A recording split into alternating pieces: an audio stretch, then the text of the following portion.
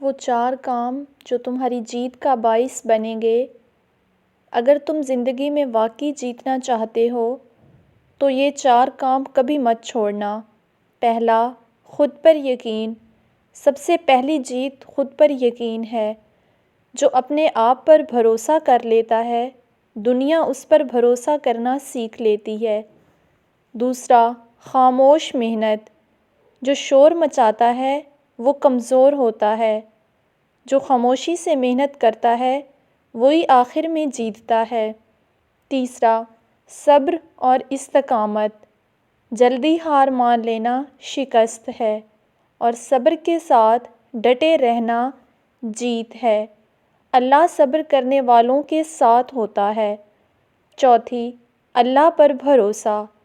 جب تم اپنی کوشش کے بعد معاملہ اللہ کے حوالے کر دیتے ہو تب دروازے خود بخود کھلتے ہیں۔